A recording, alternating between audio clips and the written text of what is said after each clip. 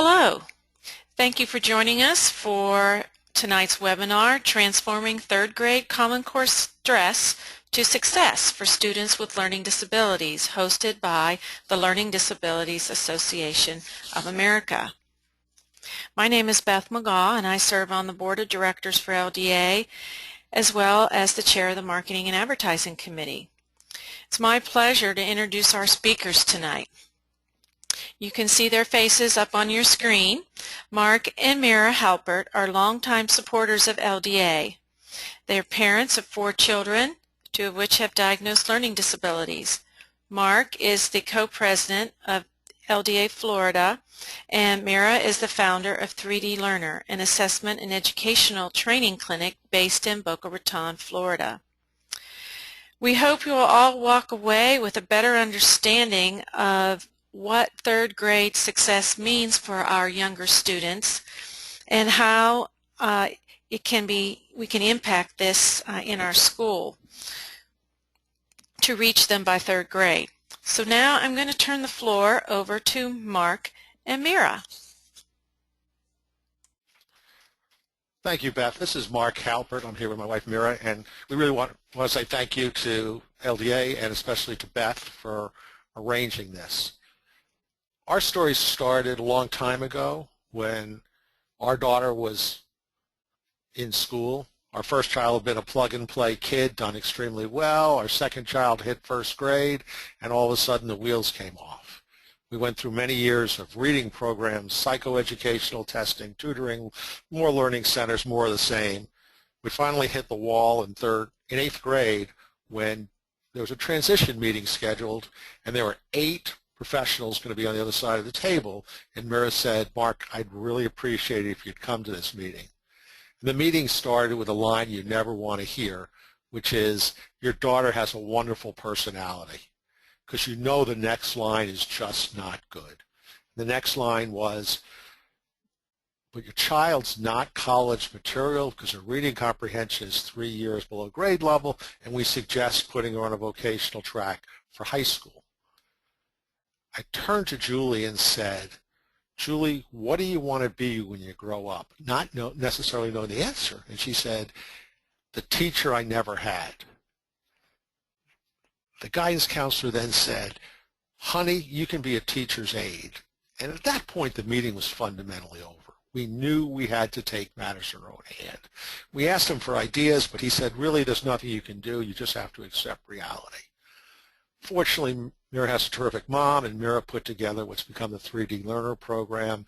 Julie wound up gaining 4.2 years in reading in 7 months. Julie's later got her master's in education from the University of Florida as a now nationally board certified teacher teaching highly gifted kids in Chapel Hill, North Carolina. And then the good Lord decided we needed more practice at this, so he gave us our 4th child who had similar challenges. And we got it right in that case by 3rd grade. And that was just a fundamentally different trajectory. It was so right. And over the last number of years, as I've worked in the advocacy world, it's become clearer and clearer that success by 3rd grade is really the point to focus on rather than just high school graduation. And this comment made by some folks from Massachusetts really resonates with me, and I think it's really the crux of where the debate should be. It says that, time has come to pay as much attention to the 3rd grade reading scores as we do to high school, okay, and invest the efforts needed to make sure that all kids leave 3rd grade as competent readers. And just as late as last week, I was in Tallahassee, Florida, at a state advisory meeting talking about what is the most important goal. And the political side said it was high school graduation. I tried to argue, but unsuccessfully at that point, there's really a balance between success by 3rd grade and high school graduation. And what we found over time is there's some things we know. We know there's a reading comprehension. We know there's a homework problem. We know there's a tension and frustration. Okay. We know, or at least I found out, that failure rates for students with LD are very high. And when I say this, for the regular student, at least in Florida, 57% are passing. For the average kid with a disability in third grade, 26% are passing, but for students with specific learning disabilities, it's as low as 11% in 2014, and it's likely to go much lower this year as we introduce the new Common Core standards, or in Florida we call them the new Florida State Standards.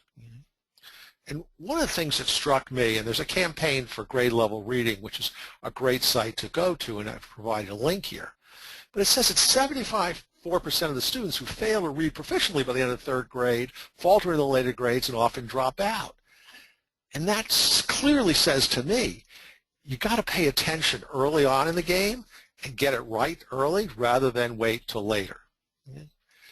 And if you go back to No Child Left Behind, which was really the first major piece of legislation, two key facts that drove the policy to look at the success of our kids is that almost 90% of the first graders with a word identification problem become poor readers in fourth grade, and over 70% of the third graders with a reading disability will still have that problem in 12th grade. So it's really not a problem that goes away. And one of the things that really has become abundantly clear to us as we've worked with thousands of students and families over the last number of years is this happens in the best of families, and it happens even at a higher rate in those families that don't have the economic advantages of others. And some interesting points that we've seen, we use a program called Reading Plus in our practice, and they assessed 44,000 third graders in 2013/14, and of those that they tested, many of whom did not have a diagnosed learning disability, the bottom 75%, or 33,000 of these kids, were reading at the average of the 0.8 grade level. That means these kids were 2.5 years below grade level by third grade, and people don't know it. And one of the other points has come up in a great paper, and again, I'll provide the link to the early warning why reading by the end of third grade matters, is the current approach to testing, which says, did your kid pass or not, masks the problem we have with reading proficiency. And one of the other comments that came out of this report is up to half of the printed fourth grade curriculum is incomprehensible to students who read below that grade level. And this talks about 2010, when Common Core didn't even exist. With the new and much harder standards, this is much more likely to be a greater problem. And what's missing? We see these issues that are above the waterline, so to speak, but what's missing is most of these kids learn differently. They're visual experiential. They learn best by seeing and doing. They also have auditory and visual processing problems at a very high rate. And then eye teaming, where their eyes don't work together and they skip words and lines when reading, occurs in over 70% of the kids we see. Then the motor planning issue, which really one of the things that Mira looks at, how well do these kids motor plan, do jumping jacks and things like that. And the other thing that's really important is not just do these kids have these problems, but how serious the problems are. The vision problems of these kids are not what I call garden variety vision problems. In some cases, they're very serious vision problems that make matters much worse. And then there's the impact of grade retention, which I'll talk about more, and the whole impact of being below grade level in reading. And again, a longitudinal study that was done a number of years ago showed that 45% of our students with disabilities in middle and high school are reading 3 to 5 years below grade level, and another 21% are reading 5 or more years below. This is likely to get worse. We're likely to have kids now in middle and high school, if we don't do something differently, by third grade who are reading 5, 6, 7 years below grade level. Good evening. I'm glad you joined us. I'm going to give you, first of all, I'm going to give you the mom's perspective, because yes, I was trained as an educator, but I knew about kids that learn differently, and I knew kids struggled, but it obviously didn't hit home until it was my own child. But from a mom's perspective, we watch our children struggle while their siblings or their friends get to play or get to do other exciting activities. Oh, Mom, do I still have to be able to keep going and doing this over and over again? We observe that child that was so bright and so smart become ever more frustrated, and then the worst thing you can possibly hear is, I just must be stupid. I don't get this. And then the other part from the parent is that knowing that there has to be a better way. You keep hearing all of these different people. As Mark said, we took our daughter to, I can't tell you how many different specialists that all said the same thing. She needed to be able to just keep doing the same thing over and over and over again, just keep sounding out words, just keep repeating this, and that then she would get better. And I just lost the spirit that I saw this amazingly creative child just take the wind out of her. Next piece is an educator's perspective. Once I finally got over the emotional piece of, okay, Mom, this is your child that you're having, what is it that you know professionally or as an educator that can help? And we have a number of educators that are joining us tonight, and I know that you are feeling the frustration as much as anyone, that you realize that really every child learns differently. But how can you are so overwhelmed with everything that we're given to be able to do. How can we actually reach each of these kids? And what I've really found is that if we connect with that student's abilities and then find ways to actually capitalize on them, create a trust and an understanding between the teacher and the student that can work together. I just recently met with actually a high school student who said, you know, when I connect with a teacher, when a teacher actually really has an emotional level that they believe in me, I will try even harder. So it's that feeling of having the student recognize that you as the teacher really are taking a complete interest, even though inside you are extremely frustrated, because remember, they don't know the difference between being frustrated and being mad. So being able to try and have that connection makes an enormous difference. Acknowledge the child's emotional issues. That's that connection piece. They're trying as hard as they can. They didn't choose to learn this way. Believe me, the thousands of students that we have met and worked with, if they could give anything, if they could have a magic wand, and especially reading, was absolutely easier for them.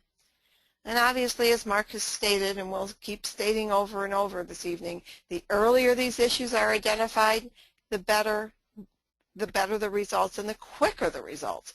Because if we can, and that's really what our push for success by third grade is, if we can have these kids being on grade level or actually even above, but certainly at the level that they're supposed to be reading by third grade, all of a sudden the rest of their life, they don't actually have to be able to feel the failure and the humiliation and the frustration that we often see later on. And honestly, sometimes it's not always identified. It can't always be identified by the educators, but it's also truly up to both the parent and the educator to be upfront about the fact that your child is really struggling. When I hear a parent say, oh, my son is just lazy or my daughter just isn't trying hard, believe me, they are trying as hard as they possibly can.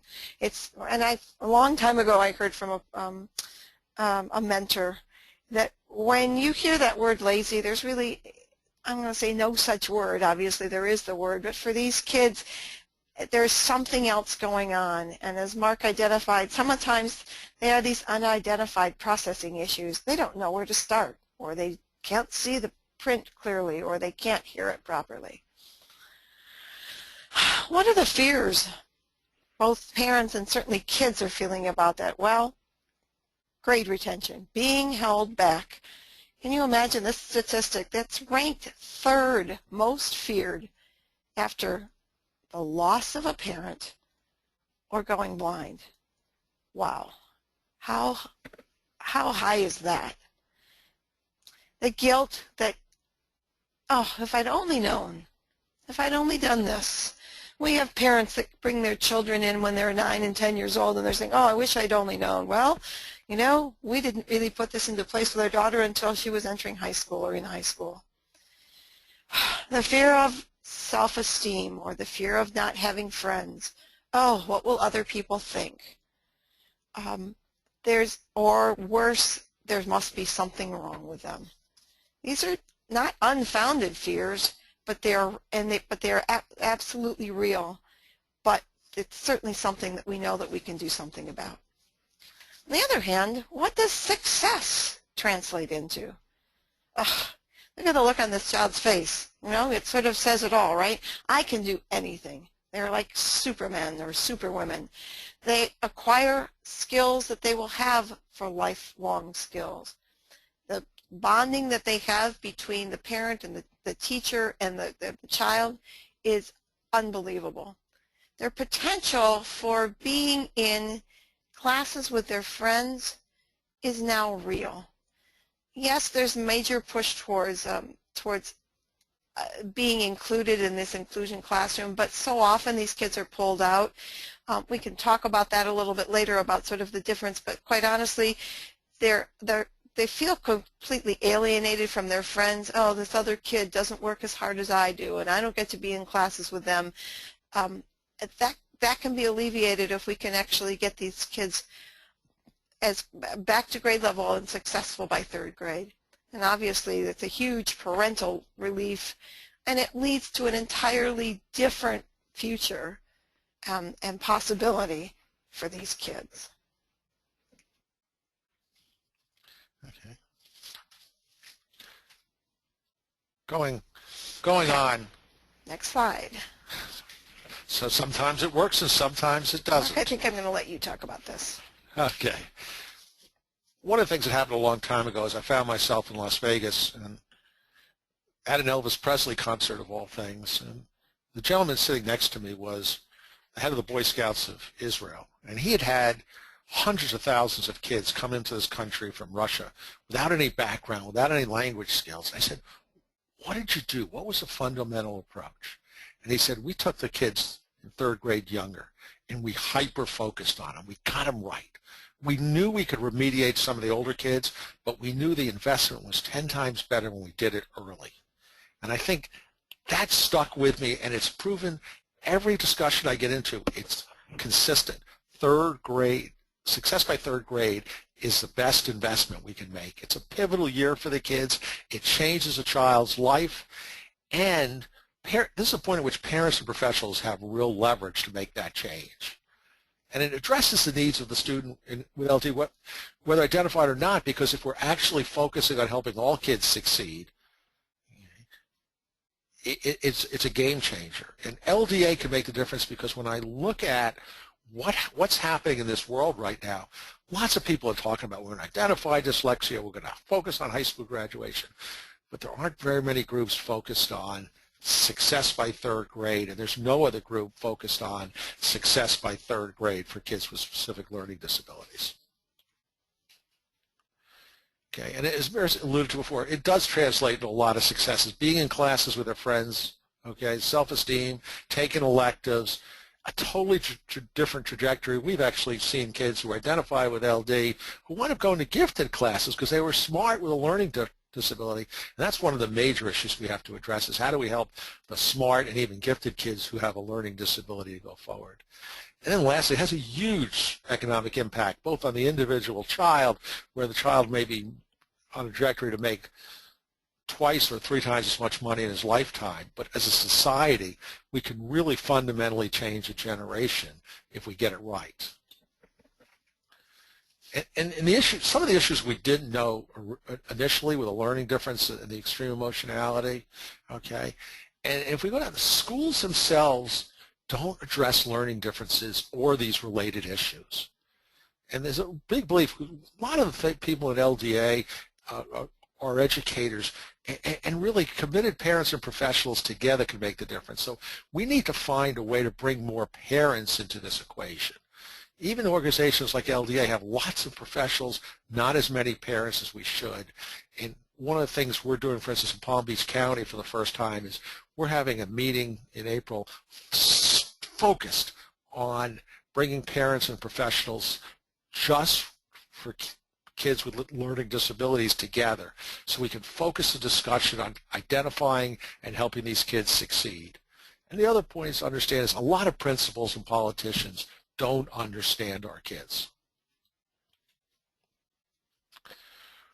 one of the comments is always hoping that the lights at the end of the tunnel is not a freight train coming at us.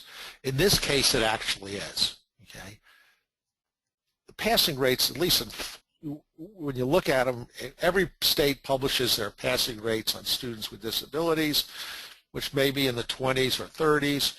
But if you look underneath that, the passing rates for kids with learning disabilities are much lower.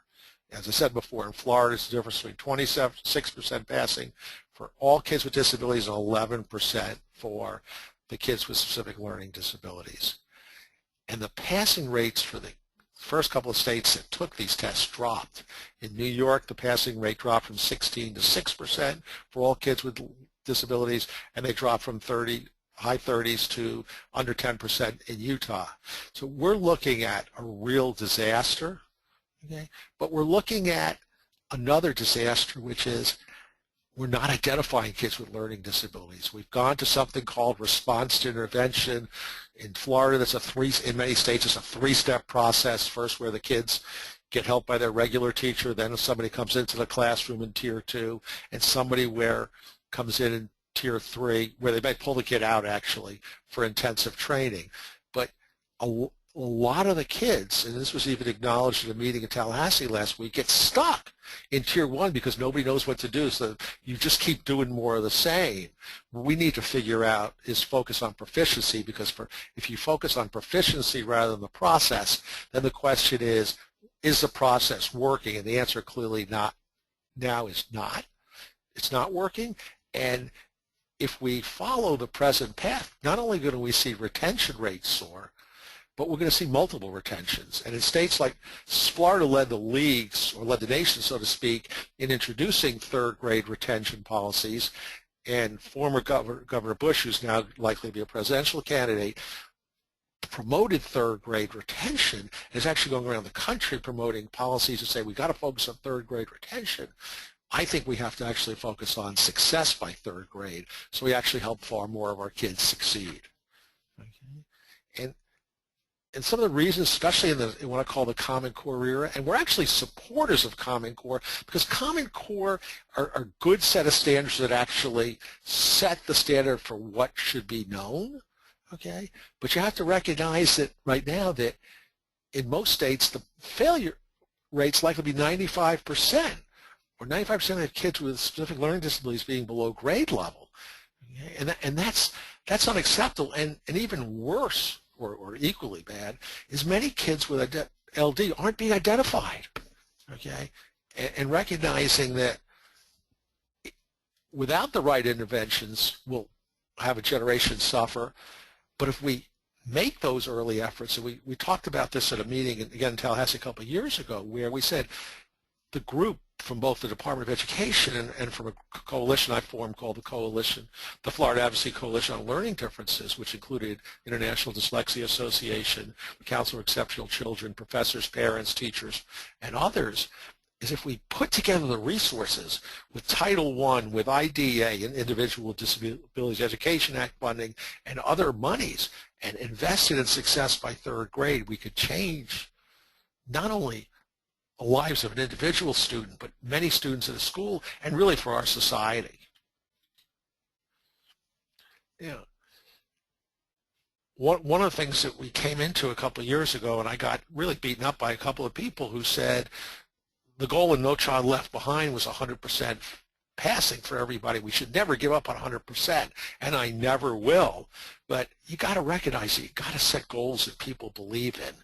And if you set a goal that says we're going to help by 2020, we're going to help 100% of the kids with learning disabilities succeed, I don't even think it's possible. And I'd rather set a goal, if we're at 5% as a baseline in 2015, let's get to half of our kids succeeding by 2020. It's an ambitious and doable goal, but as I said in a meeting to the Florida Board of Education a couple of years ago, when they set their goals, I said, the elephant in the room is you can't get there without doing things fundamentally differently. And as of now, they're not. They're not doing things fundamentally differently. And few people recognize the risks for retention, and it's huge. As we alluded to before, it's a third biggest fear kids have, and a lot of the studies show there's no benefit to it, but still our kids will suffer. And even if promoted, okay, our kids aren't necessarily going to understand what they read in 4th grade. Okay? And I think it's a huge opportunity for not only for us as parents or professionals, but for LDA affiliates or LDA National to play a role in this. Okay? And as I've found, even as late as yesterday in a meeting with the district special ed director, they're willing to collaborate in ways that they've never collaborated. It's a real time for real opportunity to merge together and form collaborative models that work. Then against that, there's some political realities, and these are tougher than I ever expected.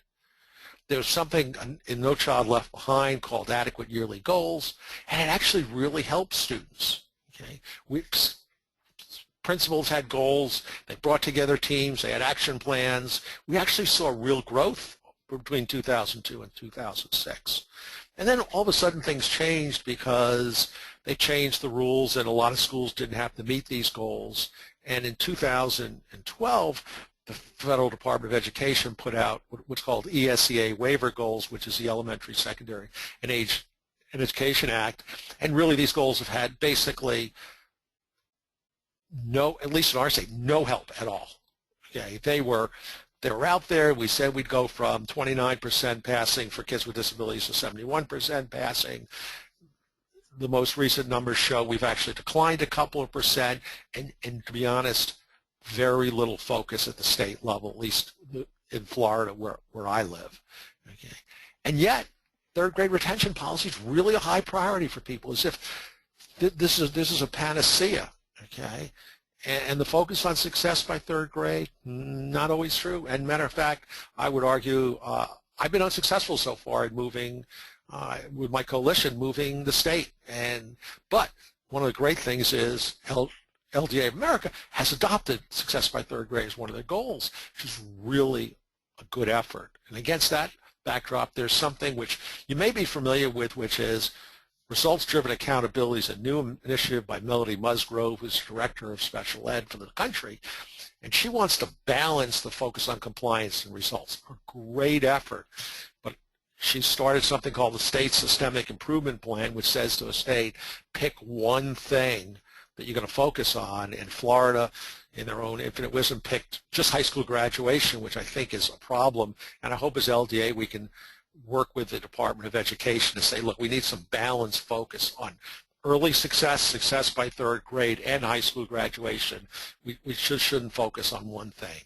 And then there's the whole effort of privatization. In Florida, there are really two goals that stand out in their strategic plan, which is one is to double the number of charter school students from 179,000 to 358,000 over 5 years, and to increase the number of kids on what's called a taxpayer scholarship, which is a different voucher program, which their goal was to go from 40,000 kids to 100,000 kids over 5 years. And on the charter school goal, they're right on to target, and in the voucher program, they're way ahead of the goal. But this actually takes a lot away from our kids because it takes money away from special ed programs. And then there's a problem with inclusion. A lot of the people, and one of the things that I think LDA and a lot of the parents and professionals need to know is OSEP does respond to what they hear, and what they hear from parents of kids with significant cognitive disabilities, not necessarily the kids we represent in LDA, is that they want inclusion. They want their kids included for social reasons, for emotional reasons. What they're not hearing is that intensive reading help is most effectively done in small groups. I think we're going to have to figure out how to make sure that we get that message across to them, that pullouts can work much better. In one case, I know a school where they passed the success rate when they went to push-ins, where a teacher went into a room, declined from 77 to 37% when they went from pullouts to push-ins. And Doug Fuchs, who's a great special educator out of Vanderbilt, what's common is that most of our kids Okay, just in the mainstream are doing very, very, very poorly when they receive most or all their instruction in the mainstream classroom. And inclusion must account for whether or not students are profiting educationally from the mainstream setting. I'm all for inclusion, but we got to look at, when we're talking about reading interventions, where is that most effectively done? And in the political realities, I would suspect you're going to see more states looking at third grade retention as a policy, and recognize that retention drives privatization. I can't tell you how many calls I've had from parents this year saying, I'm going to pull, if they retain my kid, I'm going to pull them out and put them in either a private school or a voucher program or homeschool them. And when you look at it, the quality of the educators we have, the quality of education is often best in the public schools. It's often best when you have your rights that are guaranteed under federal law and when you have the funding that goes there. Okay. And then one of the things that's going to happen is they've passed a law which says, for instance, in Florida, you can only be retained once in third grade, which is great.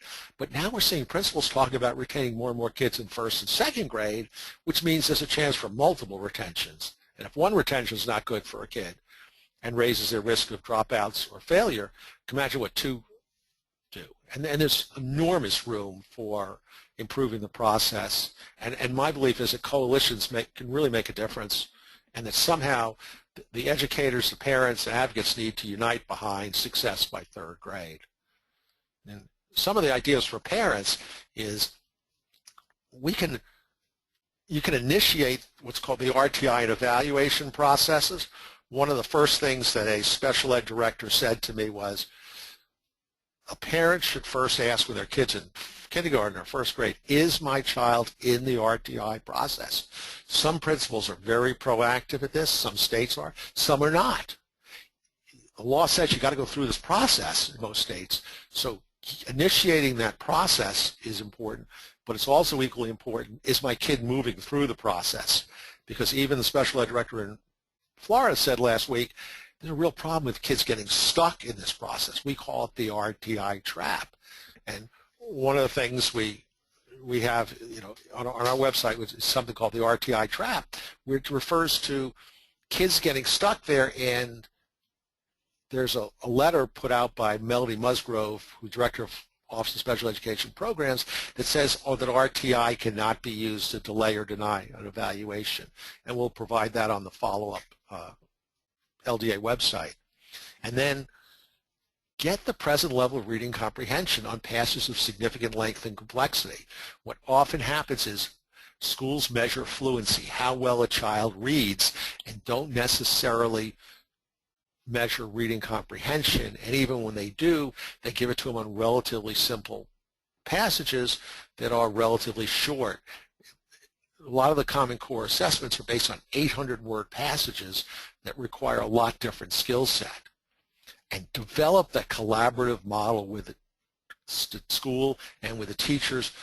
But also don't be afraid, if the principal or the school's not doing something right, to walk that up the chain. Okay, at least as far as a special education director in your community. I've met with both in the two counties we live and work in, and they both want to know what the issues are, but parents are incredibly good at keeping the frustration internally, and the key is to walk through your school process up through the principal, starting with your kid's teacher, because that's when you can resolve most of the issues.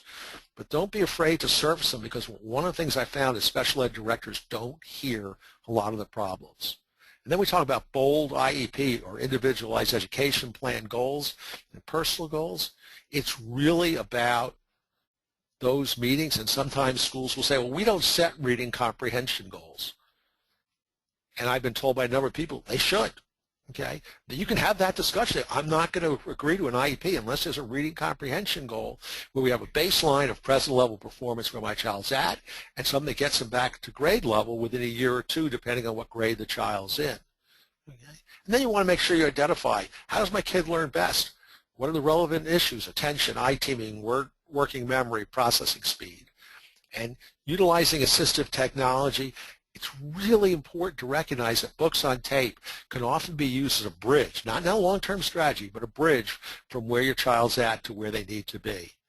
and work with other parents. And then lastly, go all out and do it in a collaborative way. I've heard so many advocates and lawyers tell me, well, you just got to sue the people. And I think our approach is you got to collaboratively problem solve and get it right.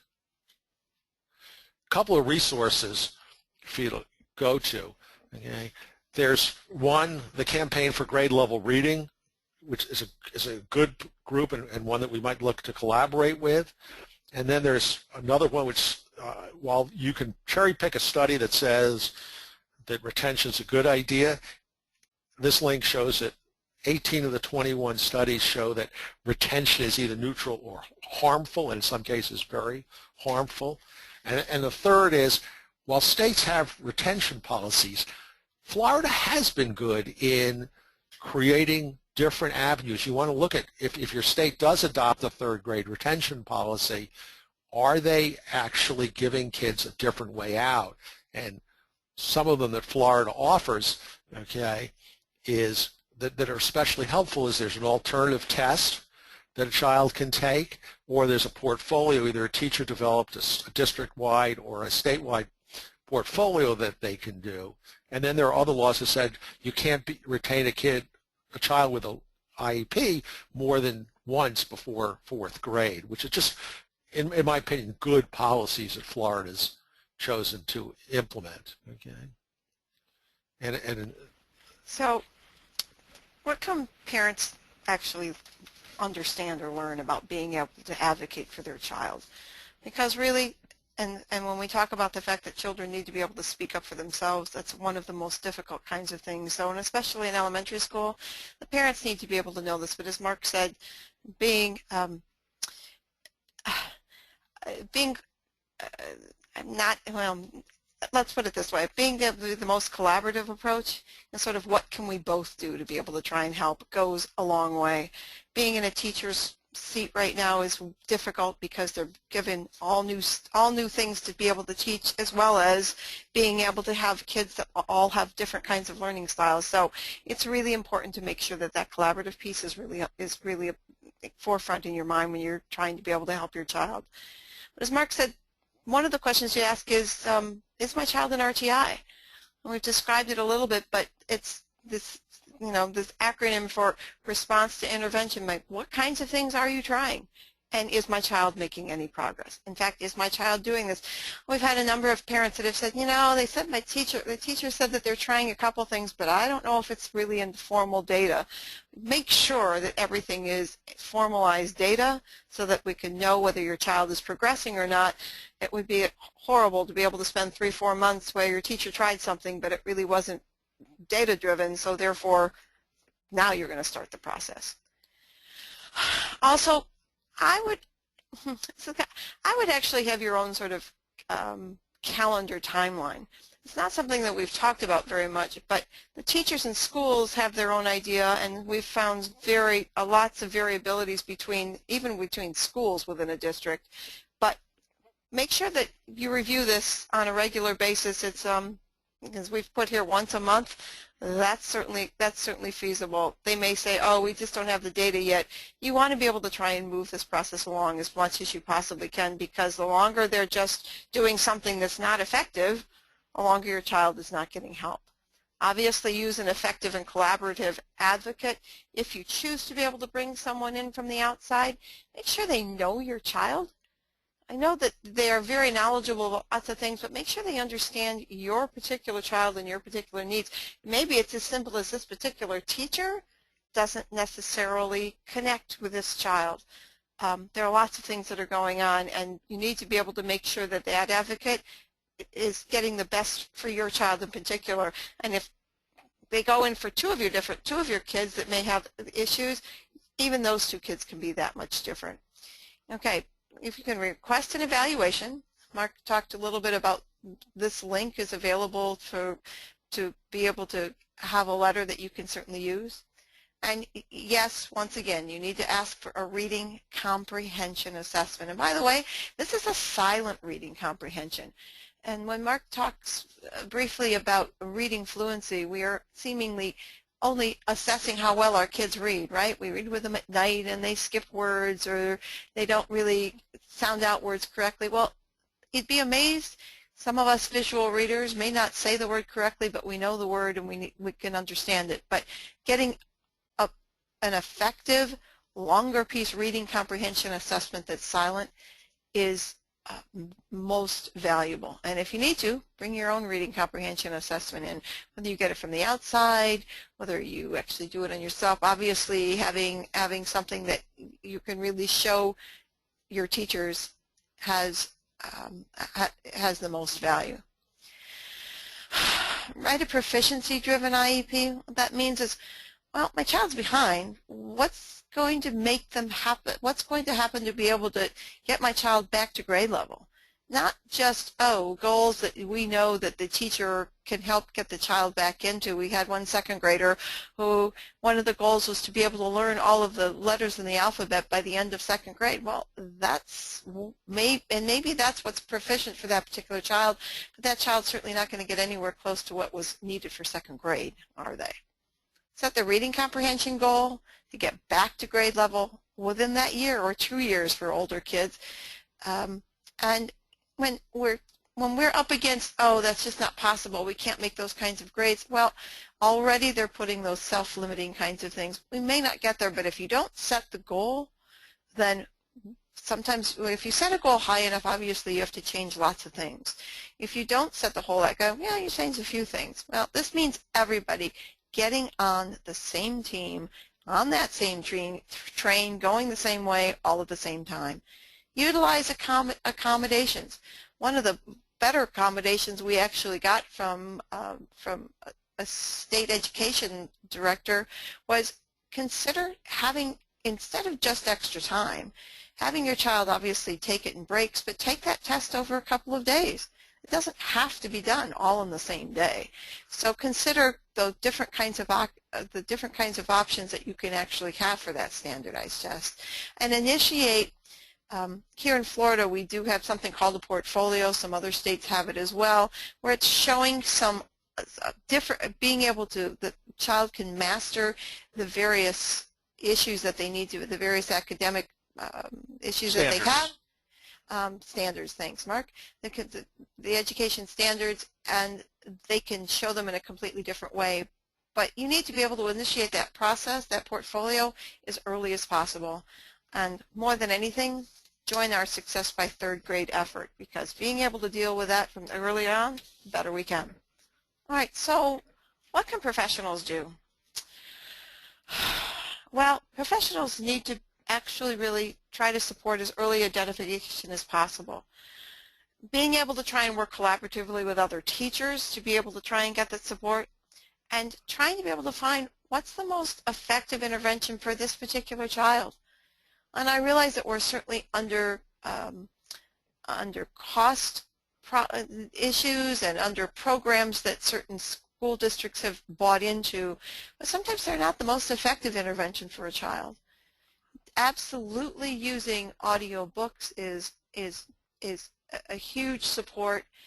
Places like Bookshare and Learning Ally have become now much more integrated within the school curriculum, all the way down to kindergarten and first grade. Foster collaboration, support that proficiency-driven IEP. This isn't about trying to be able to push, what's the teacher only going to be able to do?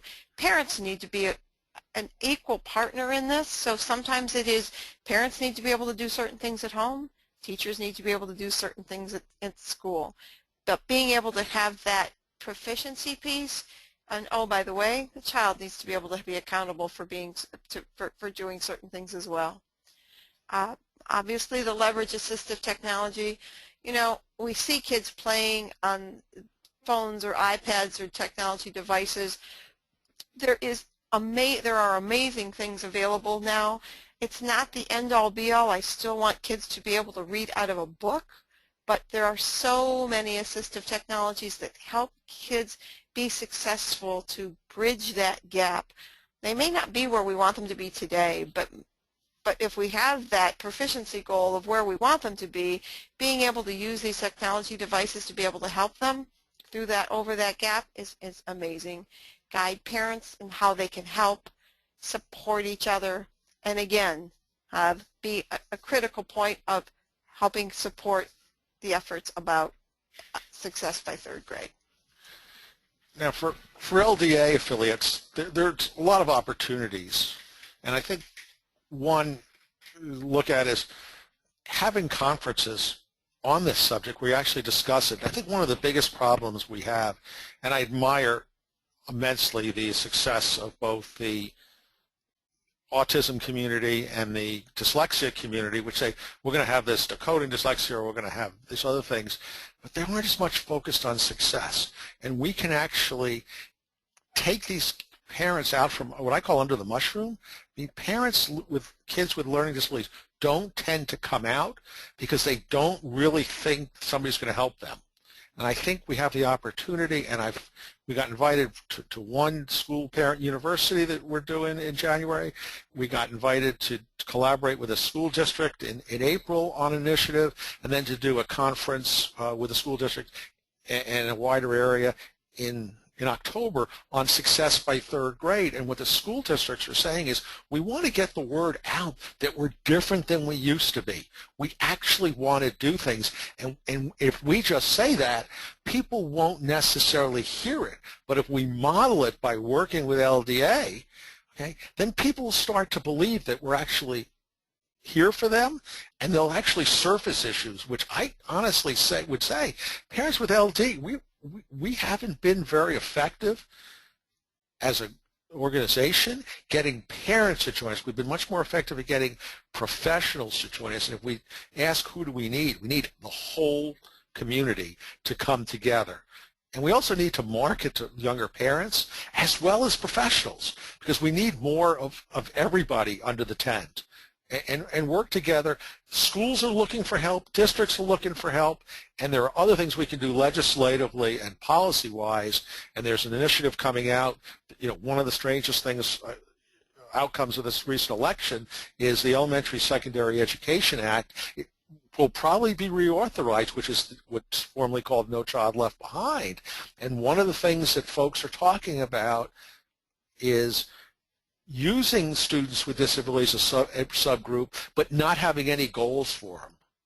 And I think that actually runs the risk of thinking you're doing something for our kids. I can actually argue in our state, transparency, which is what they're arguing, just publishing the numbers provides, is a negative value, because all it does is give you the feeling you're doing something good for the kids without actually having a goal and programs to succeed. And for a policy initiative and legislative initiatives, one of the things we talked about at a state meeting recently was focusing on identifying our kids in first grade. We know who they are, we do it, but we looked at the most recent numbers in Florida, and 2% of the first graders were identified, 5% of the second graders were identified, and 7% of the third graders, which means we're going much later in the process than we should. Those numbers should read like 10 or 12% of the first graders, and then a few percent later. We got to get to them earlier. We also got to get to the point where we form task forces on a statewide basis. We're still trying to get the Department of Education to agree to this one. It's a challenge, okay?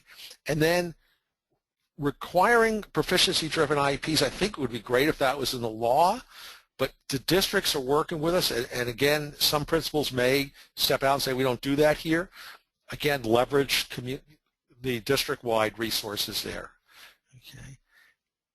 And the other thing is, not always, when you retain a kid, you don't always assess a child.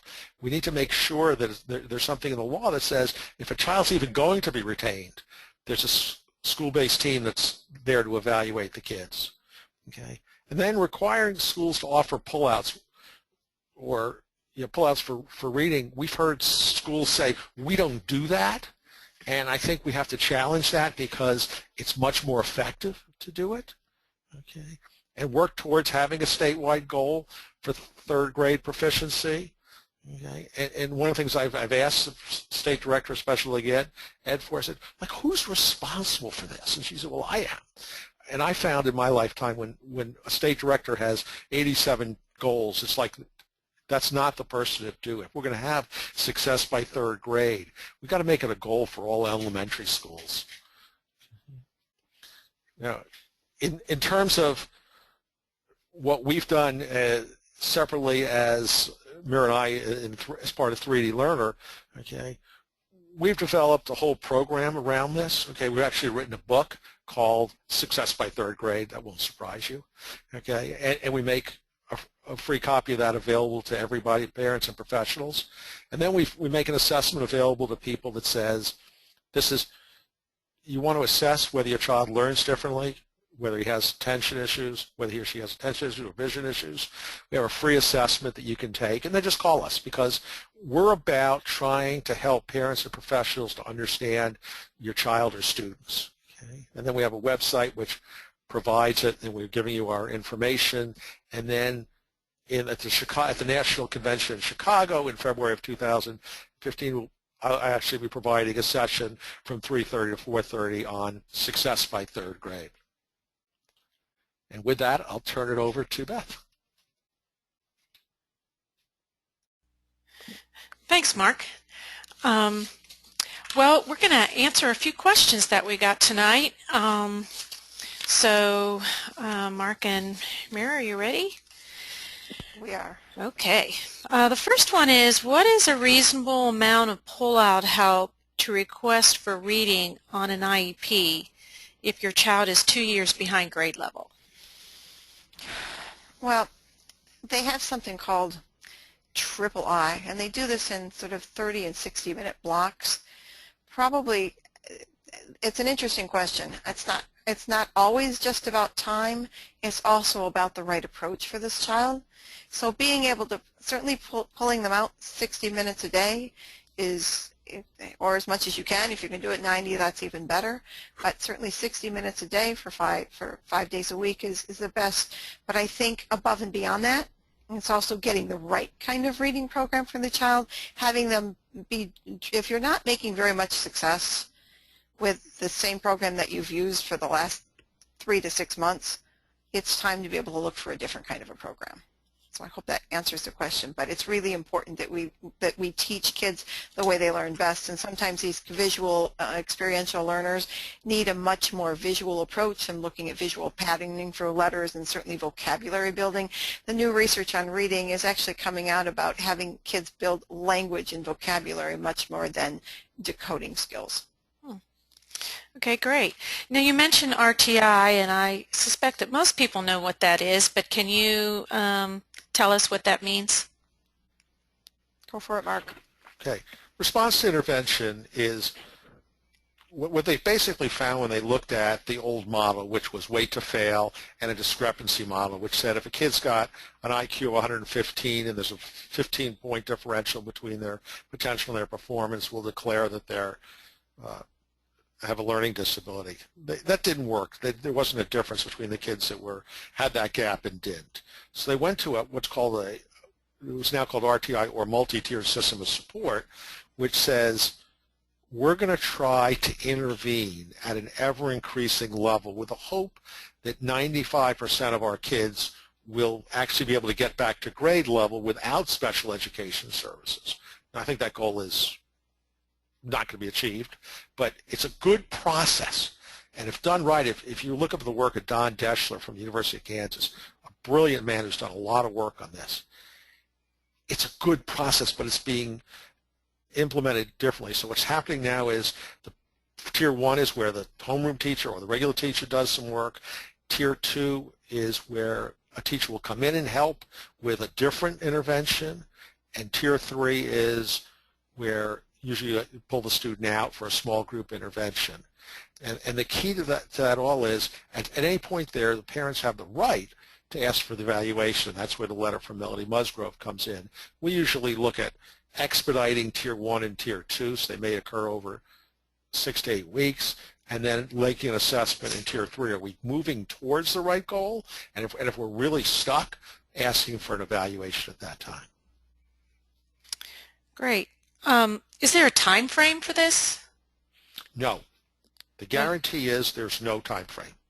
It is, you're basically, the term that I heard recently was you're looking for the intervention resistant child.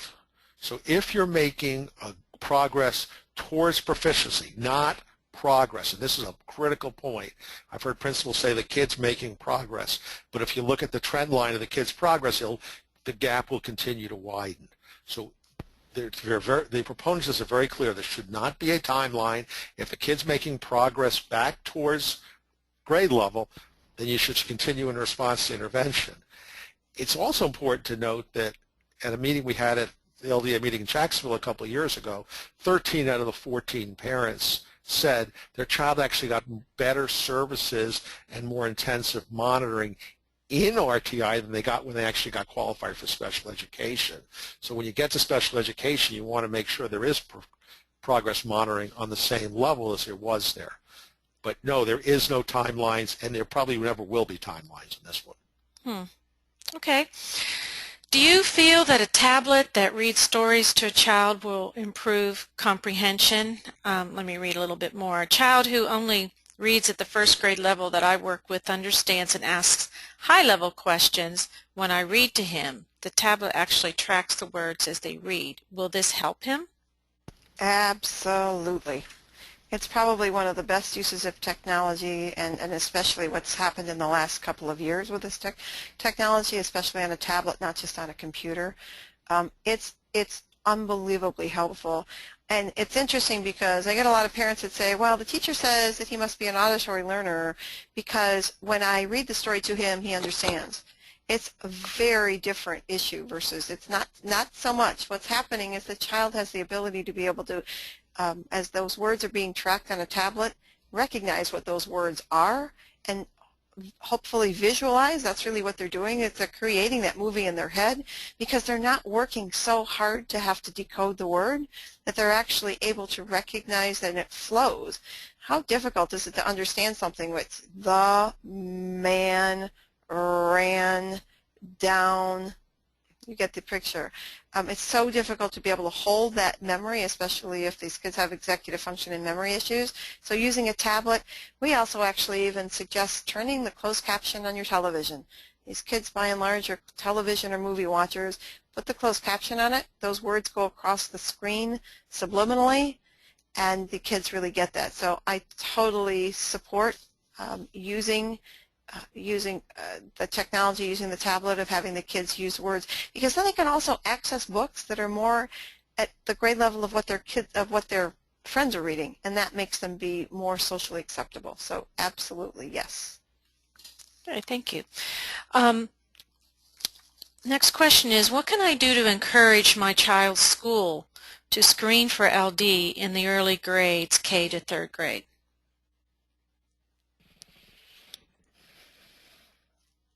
I would say initiate the process yourself. Okay, you can actually work collectively with other groups of parents to do that, but the most important thing an individual parent can do is actually get the RTI process going, and if you're not making sufficient progress, request an evaluation and work with your teacher, work with a special ed person in the school, work with the principal, but don't be afraid to go higher if, in fact, you have what I call a principal-resistant operation.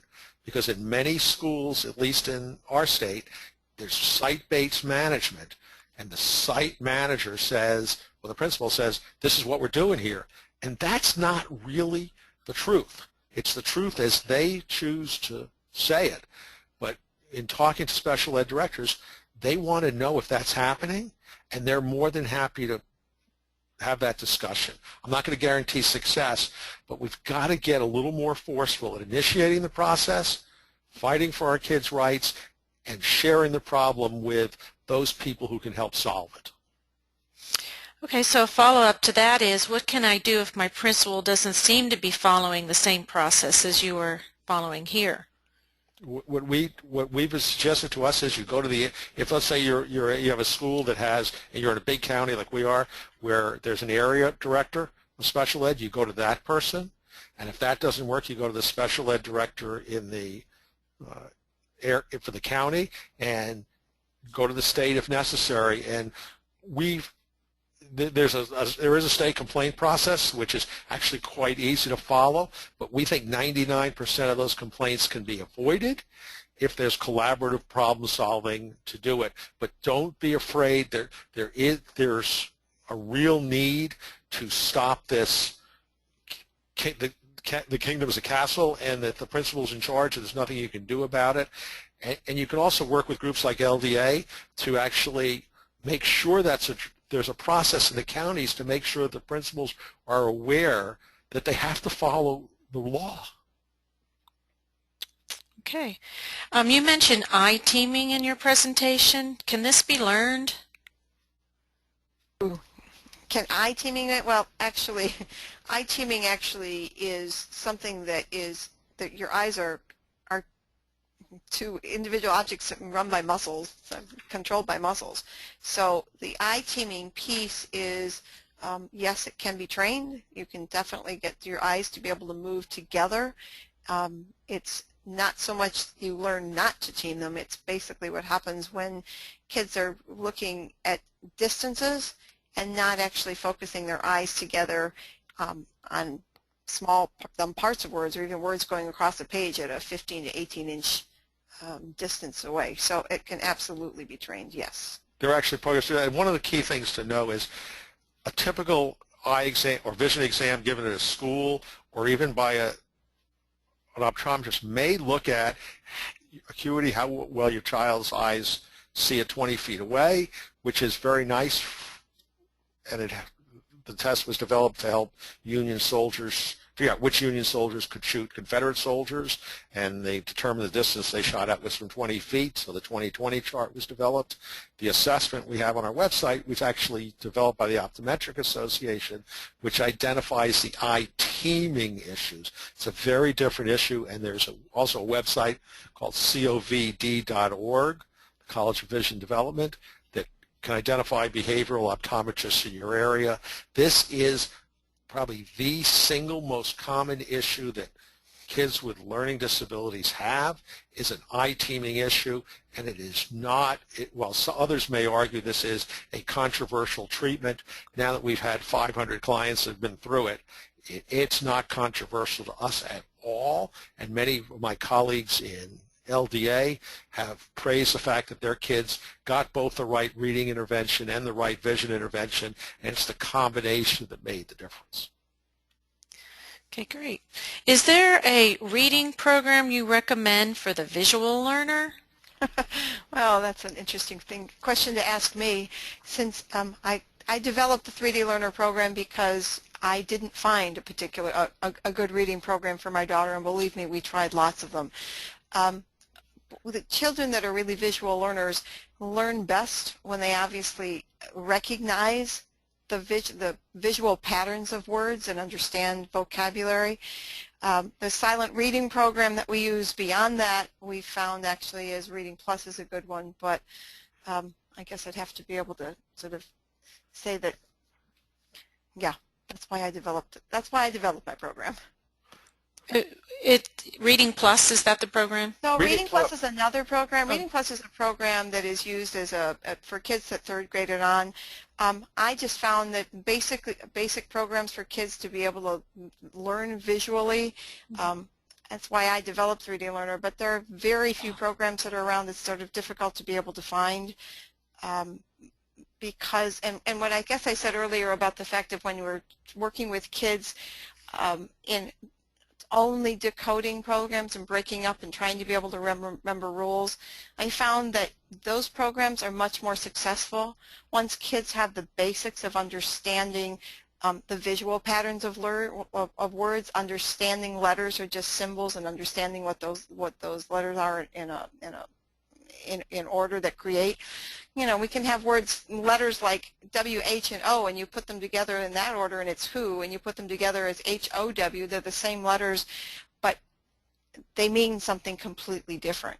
So being able to, for the early learner, being able to try and have them understand what words mean what sight words mean. Usually kids are given sight words in even pre-K now, but pre-K, kindergarten, and first grade, and given them just to be able to memorize on flashcards is not a visual approach to teaching kids to learn. It's trying to be able to get them to be able to use their visualization skills to be able to understand what those words mean when they're in that order. Later on, we need to be able to have a silent reading program that's visual, and for third graders and above, that's where we have found something like Reading Plus has worked. Okay, great. And here's the last question of the night. It's more of a statement, but like your thoughts on this. Common Core has bumped the learning up, so kids in kindergarten are learning first and second grade material. What are your thoughts? Well, again, Mark stated earlier, we have to understand, Common Core are a set of standards. We raised the standards to be able to be competitive worldwide and nationally.